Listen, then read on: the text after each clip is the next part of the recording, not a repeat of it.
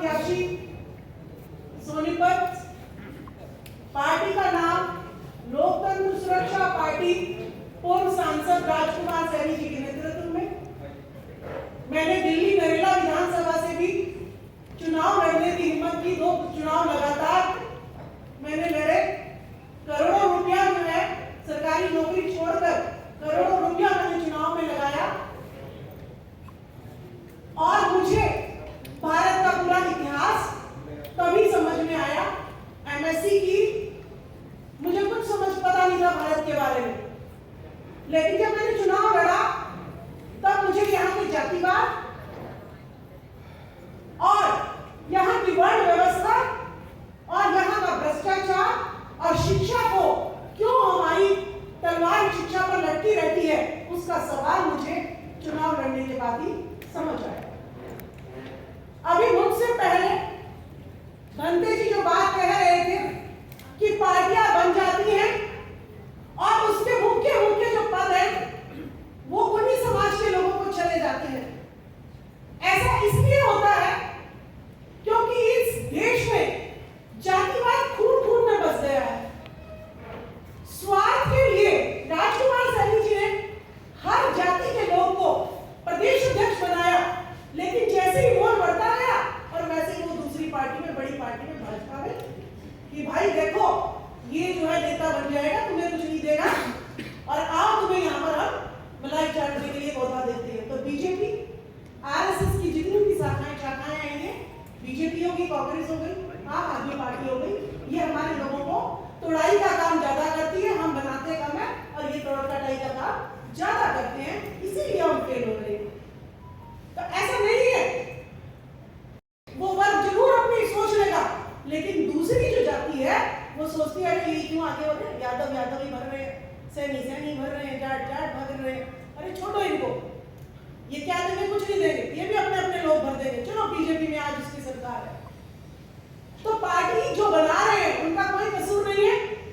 वो सभी को पूरी हरियाणा में 100% आरक्षण संविधान को लागू किया राजकुमार सैनी जी ने, टिकट हर जाति को उसकी जनसंख्या के अनुपात में बांटा। दूसरा मैं कहूंगी अपने सांसदों को, ये हमारे जो सांसद बन जाते हैं इन्हें संविधान की नॉलेज नहीं होती है, नहीं तो इनको डाटा होने चाहिए इनके पास कि हमारी सरकारी नौकरी में कितने हमारी जो है समाज की वोट जो है वोट तो ले लेते हो आप लोग, उनकी नौकरी, हिस्सेदारी, हकदारी कितनी, आरक्षण नहीं, हक कितना है। राष्ट्रपति राजेंद्र प्रसाद जी बने, ब्राह्मणों के पैर धोए। कल मैं अपनी मामी जी के कार्य में से आई, पहले राष्ट्रपति की बात सुना देती हूँ। ब्राह्मणों के पांव धोए, जब पता लग गया पक्का गुलाम है तब उनको राष्ट्रपति बना दिया। और कायस्थ समाज की 35% हिस्सेदारी थी सरकारी नौकरी में और उनके राज में खत्म कर दी, 1% मुसलमानों का राष्ट्रपति बनाया ताकि उनको आतंकवादी कहा गया उन्हें, और सरकारी नौकरियों में इनकी दखलंदाजी ना हो जाए, ये हकवारी को रोकने के लिए राष्ट्रपति मुसलमान का बना दिया गया। सिखों का संहार करने के लिए, नरसंहार करने के लिए सिखों का भी राष्ट्रपति बन गया। दलित ताकि निजीकरण को रोक ना सके और अपने आरक्षण को खत्म होने के लिए जब हम खत्म करेंगे आरएसएस वाले, तब दलित समाज उसकी आवाज न उठाए, इसीलिए रामनाथ कोविंद जी को राष्ट्रपति बना दिया गया। अब आ गई बारी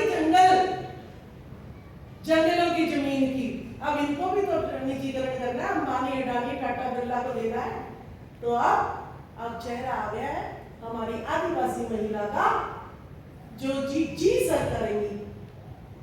तो अभी तक आपको पक्का गुलाम जो होगा वो राष्ट्रपति बनेगा, और अगर कोई संविधान की बात करेगा, हक की बात करेगा, तो वो माननीय राजकुमार सैनी बनेगा या माननीय सावित्रीबाई फुले बनेगा। उसको कहेंगे देखो क्या मिला, राजनीतिक करियर भी बर्बाद हो गया है। कल मैं अपनी मामी जी के काज में गई थी, ब्राह्मण क्या कह रहा था, कहता जी एक परात लेके आओ, इसमें पैर धुलेंगे, और पैर जो है हाथ से धोने, किसके पैर धो रहे हो, कहते ब्राह्मण आएंगे 21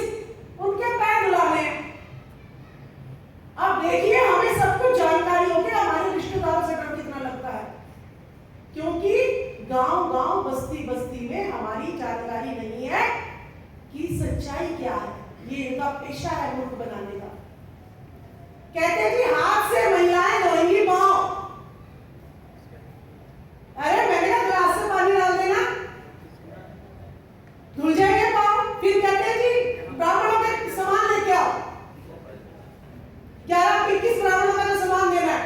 अरे मैंने कहा पंडित जी हमारी मांगी चीज तो पूजा रह गई, भैया को शुगर है तो 11 बजा दिया आपने। ये सारा ब्राह्मणियों का ही करते रहोगे, हिसाब किताब नहीं, जो जिस काम के लिए आए वो भी करोगे, तो कितनी शर्म की बात है। आज योगी आदित्यनाथ, मैं एक शिक्षिका हूं, वो कहते हैं 1 से 8वीं तक शिक्षक पैर धोएंगे ब्राह्मणियों के। हमारे बच्चों को अफीम, गांजा, चरस, कईयों के बच्चे बेचारे गुम जाते हैं, एक लड़का होता है गुम जाते हैं। क्या मेरे देश की वजह है? ये सांसद जिम्मेवार है इसके। इसीलिए मैं कहती हूं अगर ये बोल नहीं सकते तो अपना आप चाहे आर्थिक रूप से सहयोग करिए, और जो आवाज उठा सकते पार्टी नहीं उम्मीदवार देखिए। पार्टियों के गुलाम तो आपने बहुत सांसद बना दिए, अब आपको ऐसे हीरे तलाशने होंगे जो खुद किसी पार्टी के बलबूते नहीं, खुद अपनी आवाज संसद में उठा सके। जब आपके मोस्टली सांसद, अगर मोस्टली सांसद बिना पार्टी के होंगे तो उन्हें डर नहीं होगा टिकट कटने का, और वो आपकी आवाज उठाएंगे। आप राजनीतिक सांसद जितने आपकी होंगे तो तभी आपकी जातिगत जनगणना होगी, और तभी आपका जो है मीडिया होगा। और जिस दिन मीडिया होगा, हमारा इतिहास हम दिखा देंगे। सबसे पहले राजनीति में भागीदारी बिना पार्टी के, पार्टी नहीं उम्मीदवार देखिए। बहुत बहुत धन्यवाद, आप लोगों ने मेरी बात सुनी, मैं आपका बहुत बहुत धन्यवाद करती हूँ। और हम जैसों का हौसला आप लोग बढ़ाते रहिए, क्योंकि बहुत ज्यादा दुख तकलीफ आस पड़ोस के लोग देते हैं जब हम सरकारी नौकरियां छोड़ते हैं। MP MLA 5-5 साल के लिए बनते हैं, लेकिन सरकारी नौकर जो है वो जब तक रिटायर नहीं हो जाता उसके घर में तब तक तनख्वाह आती है। तो हम इतना बड़ा बलिदान करके भी अगर हमें जो है घर वाले बिठा देते हैं, समाज वाले बिठा देते हैं, तो ये बहुत सोचने की विषय है। धन्यवाद।